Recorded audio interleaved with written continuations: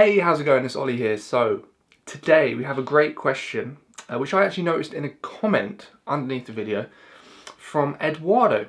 And Eduardo asks, what's the minimum number of products that you can realistically do in a test batch and still get useful data? I want to launch several products, and doing my usual 50 units per batch would work out way over budget, especially with the express shipping on all of them. So this is a great question, Eduardo. I've got a good answer for you, and please excuse the plaster on my chin. Had a fight with someone earlier and got stabbed in the face. Although by someone I mean me, and when I say stabbed I mean cut myself shaving. Anyway, so to answer your question, when we're testing products, right, we're not looking to make profit, ever. This is one of the big mistakes people make when they're trying to test products, right? Send products into the warehouse, very small quantity, and after the shipping, after the order, usually there's not much margin left, right? Once you've used pay-per-click advertising to get some sales, you can't get much momentum in the test batch. Like, you can't get your products to page 1 really, because you don't have enough products to get the momentum to get to page 1. So what happens is you usually break even or make a bit of a loss. That's fine, because as Eduardo pointed out accurately, when you are doing a test batch, you're not looking for profit, you're looking for data. All right, you're trying to figure stuff out about the product. Is it going to sell? That's one of the things you're trying to figure out, right? Very simple. Yes or no. That's the data you'll get from that. How much can you charge? Right, this is data you can gather from the test batch. Will the customers appreciate the type of value you add to the marketplace? It's another piece of data, another question you want to get answered from your test batch. Right, and there's loads more things you can figure out. You know, how many sales will the product get per day? Which bundle is going to be the most effective? Which picture will work best on the listing? You know, you can figure all this stuff out from a test batch. That's why they're so powerful, because you can learn all of this stuff before you go ahead and spend more money on stock. So Eduardo wants to test several products, and he thinks that 50 units per batch would be a bit too expensive, which is understandable, because sometimes it can be £750, £1,000 for a test batch of 50 units, depending on the product, the size, the weight, the bundle you're doing, and loads more factors. So here's the good news. Like, I have tested products with less than 50 units on a couple of occasions, and so have my clients.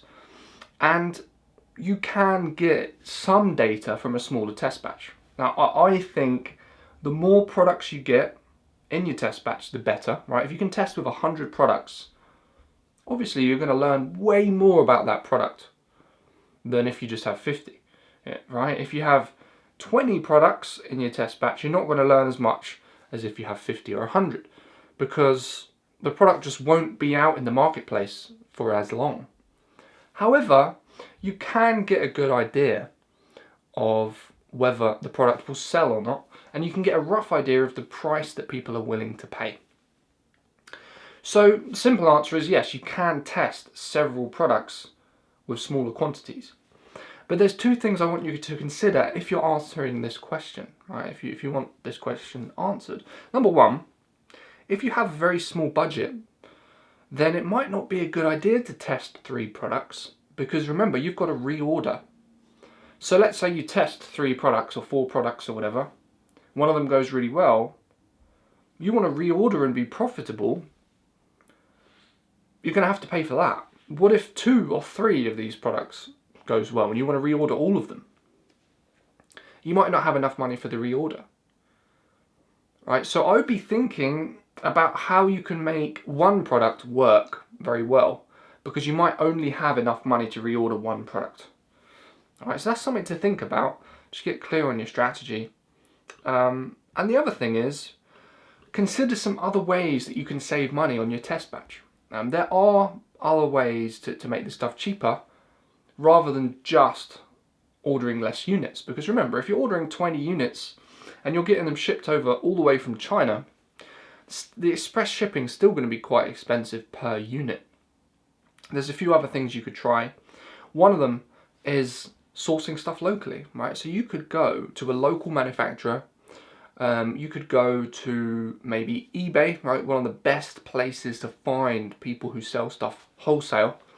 And you could find something to test on Amazon, right? So you could get, 50 products from one eBay seller, 50 products from another eBay seller, combine them into a bundle, sell this bundle on your Amazon account, and that can be your test batch. Obviously, shipping fees are going to be so much cheaper locally compared to sourcing from China. And in many cases, you'll get the items much quicker as well.